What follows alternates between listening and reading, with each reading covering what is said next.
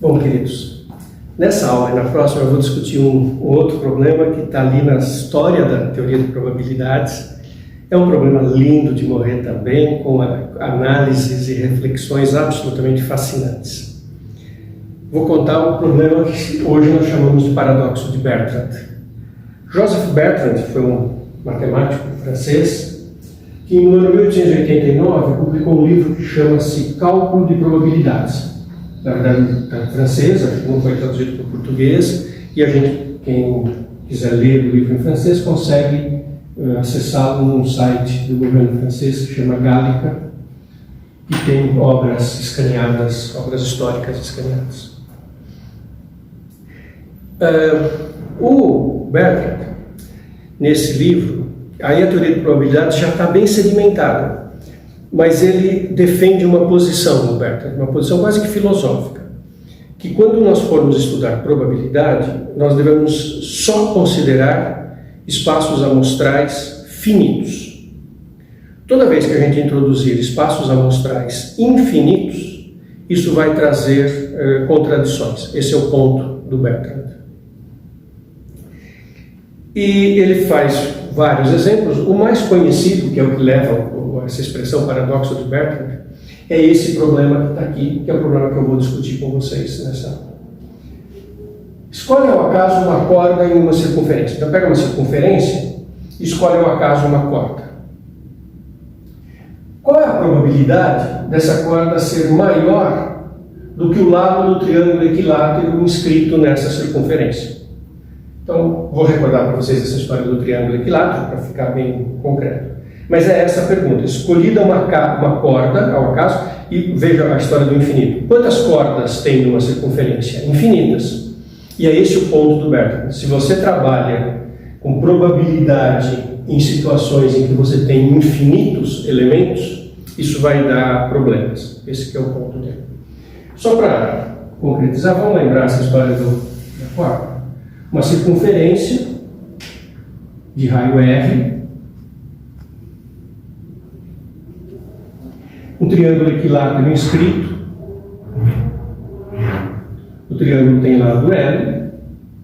Se vocês olharem esse triângulo que aparece aqui é retângulo.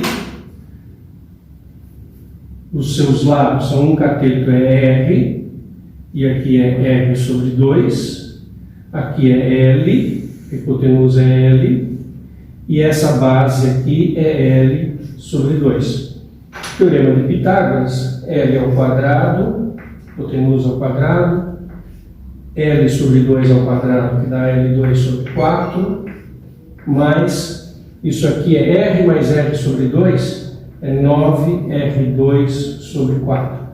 Isso aqui, na verdade, é R sobre 2 somados. Isso aqui dá 3R sobre 2. Quando ele leva ao quadrado, 9R2 sobre 4. Teorema de Pitágoras, né? Quadrado da hipotenusa e os quadrados dos catetos. Passando esse L para o lado de cá, fica 3L2 sobre 4. Dá para cancelar o 4. Passar o 3 dividindo, sai que o L é R raiz de 3. Só isolar o L. Passa isso subtraindo. Divide, cancela o 4. Aqui vai ter um 3, cancela com esse 9, fica 3 e R2, raiz L igual a R, raiz de 3. Então, essa pergunta é assim: escolhido uma corda ao acaso de uma circunferência, qual a probabilidade dela ser maior ou menor do que o lado do equilátero inscrito? Então, se você olhar ainda nesse desenho, se eu pegar essa corda aqui, uma corda eu tenho pegando uma reta, essa corda é menor do que o lado do equilátero inscrito. Se pegar uma corda que seja passe perto do centro, essa corda é maior do que o lado do equilátero inscrito. E a pergunta do Bertrand é essa: qual é a probabilidade da corda escolhida ao acaso ser maior do que o lado do equilátero? O lado do equilátero é R raiz de 3. Não muda nada nesse problema se a gente pegar a circunferência de raio 1 e ficar só com R raiz de 3. Vocês vão ver que, na verdade, o raiz de 3 nem vai aparecer na conta. Eu vou fazer um raciocínio qualitativo e não vai aparecer nem o R nem o raiz de 3. E a gente vai calcular essas probabilidades. Tá? Está claro qual é a pergunta? Então, vamos lá. E o que o Bertrand nos mostra? Ele fala assim, vamos resolver esse problema, primeira solução. Eu acho essa primeira solução do Bertrand a mais natural. O Bertrand fala assim, cara, pensa numa circunferência. Você tem que escolher uma corda. Para escolher uma corda, você tem que escolher 2 pontos. Escolhe o primeiro ponto, em qualquer lugar. Isso não afeta em nada. É como se você estivesse fazendo alguma coisa com probabilidade de 1. Escolhe um ponto aleatório, não alterou em nada. Lembra que se você escolher um ponto, tem um equilátero agora que tem um vértice nesse ponto. Esse equilátero ele já ficou aqui meio caracterizado. Mesmo que eu não desenhe, tem um único equilátero que tem um vértice aqui. Escolhi o primeiro ponto. Imagina o equilátero. Agora eu vou escolher o segundo ponto. Se eu escolher nesta região, a corda será menor que o lado do equilátero.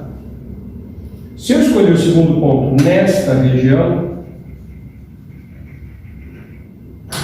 a corda será menor do que o lado do equilátero. E para a corda ser maior, só se eu escolher nesta região.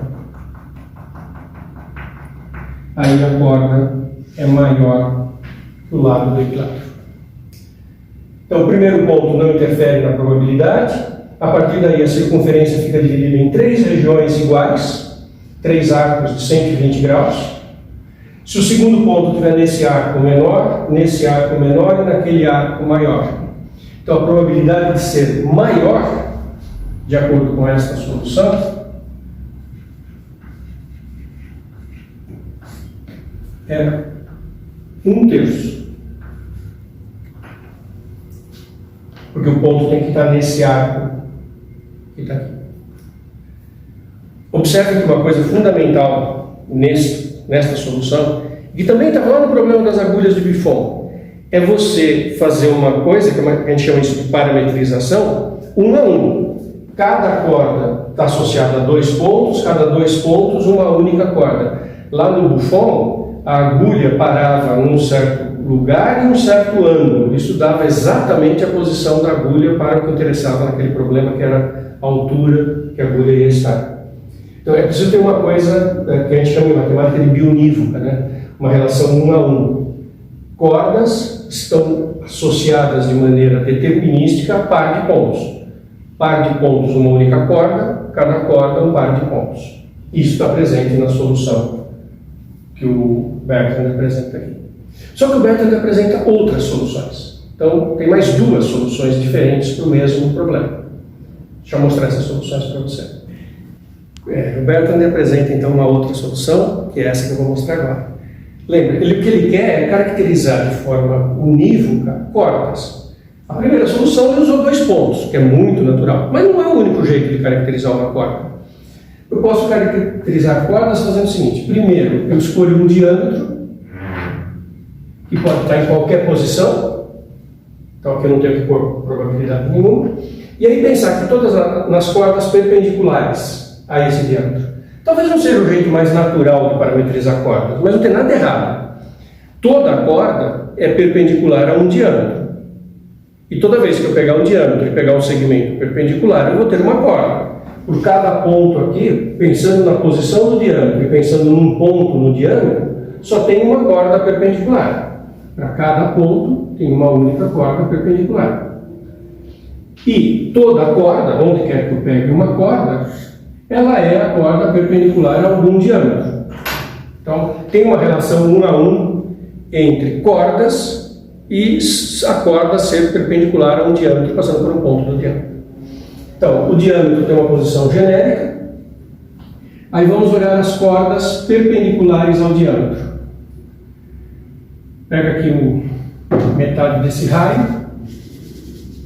De novo, não preciso desenhar o equilátero, mas eu vou pensar no equilátero. Eu vou pensar em 2 equiláteros. Pensamos 2 equiláteros com extremidade, com vértice naquele diâmetro.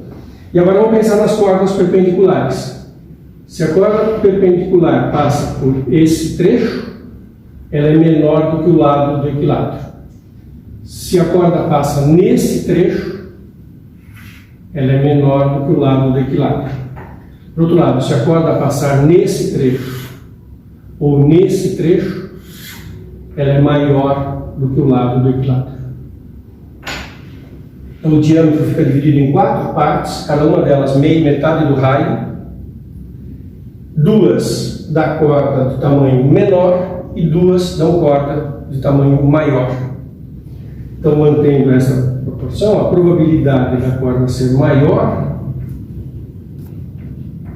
é meio, porque eu escolho a posição do diâmetro de forma aleatória, e daí andando no diâmetro, pegando as cordas perpendiculares, metade do segmento da corda maior e metade da corda menor. Só que eu tinha acabado de fazer uma solução que dava 1/3, e agora deu meio.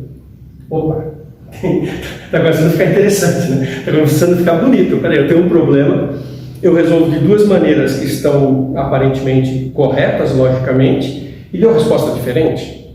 Que coisa, é disso que eu vou falar daqui a pouquinho. Mas antes, tem uma terceira solução que o Bertrand mostra e que dá uma terceira resposta, diferente de todas essas.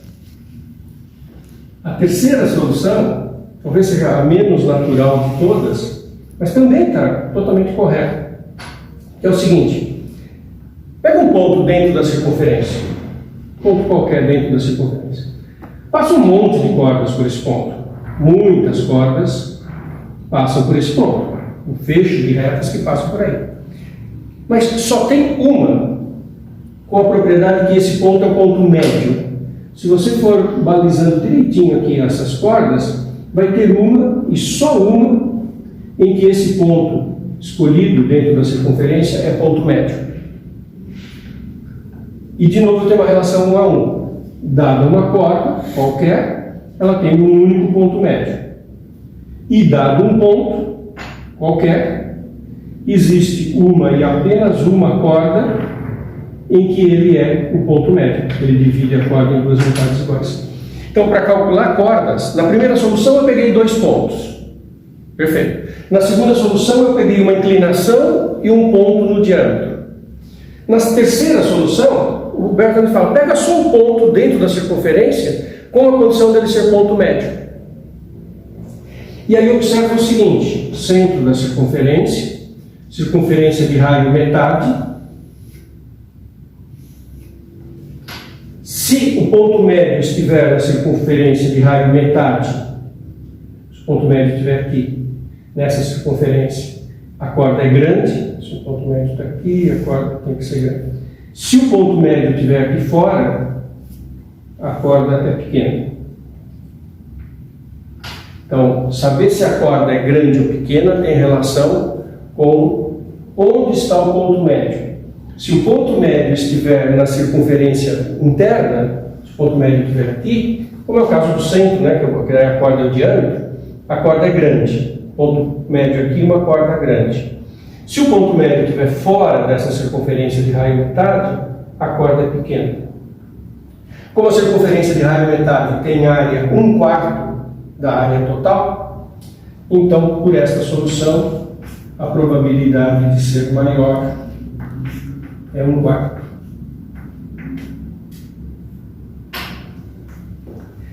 O que o Bertrand fala no livro dele, Cálculo de Probabilidades? Ele fala, está vendo? Se você trabalha com espaço amostral infinito, você vai ter contradições. Ele dá outros exemplos, tá? Esse não é o único, esse é o que ficou mais famoso, que é o conhecido como paradoxo de Bertrand. Ele dá outros exemplos, em que você tem espaços amostrais infinitos, você pode ter esse tipo de contradição. Uma mesma pergunta respondida de 3 maneiras diferentes e 3 respostas diferentes. E aí o Bertrand coloca com todas as palavras, qual está certa e qual está errada? Resposta do Bertrand, nenhuma está certa, nenhuma está errada. O problema está mal formulado. Não devia ter sido formulada essa pergunta de corda escolhida ao acaso, porque quando o espaço amostral é infinito, está tudo errado. É essa a postura do Bertrand. Uma pergunta que é inevitável, que vocês vão se fazer, se já não se fizeram. Quando eu vi isso pela primeira vez na vida, foi uma pergunta que me ocorreu imediatamente. Tá, mas e se eu executar? Se eu fizer no mundo real? Hoje a gente tem softwares, computadores que geram números aleatórios. Eu posso gerar a par de pontos aleatoriamente numa circunferência. Eu considero a circunferência de raio 1 centro na origem, isso aqui vai de menos 1 a 1, escolho um número aleatório entre menos 1 e 1, tem 2 pontos na circunferência, aleatoriamente escolho ou para cima ou para baixo, eu escolho aleatoriamente esse ponto, agora faço de novo, escolho outro número entre menos 1 e 1, uso a equação da circunferência, acho y, uso a aleatoriedade de novo para escolher o segundo ponto, escolho 2 pontos aleatoriamente na circunferência, calculo a distância entre eles e vejo se está maior ou menor que o lado do equilátero escrito. Qual é a resposta que eu vou obter? Essa pergunta é tão sutil, ela é tão bonita. Sabe qual é a resposta que você vai obter se você executar o instrumento? Depende de como você executar. Se você fizer um software, escrever um programinha que calcule 2 pontos na circunferência usando essa aleatoriedade, a probabilidade vai dar 1/3. Mas você pode fazer de outra forma, você pode escolher um ângulo e um ponto sobre o diâmetro. Sabe quanto que vai dar? 1/2. Ou você pode escolher o ponto médio. Sabe quanto que vai dar? 1/4. Dependendo de como você executa, ao executar o problema, você inclui uma resposta. Esta reflexão é extremamente profunda e o Bertrand não fez a continuidade desse raciocínio como a gente faz hoje. Eu vou falar um pouquinho disso na próxima aula. Qual é a resposta que a gente aceita? Qual é a resposta que a gente não aceita? O que está por trás disso? Afinal, qual é a postura da ciência, da matemática, da teoria de probabilidades hoje? É a resposta do Bertrand? Não consideramos coisas infinitas? Não, a resposta não é essa. A resposta é outra, e que é o que eu vou falar na próxima aula, que é a continuação dessa aqui. Até daqui a pouco.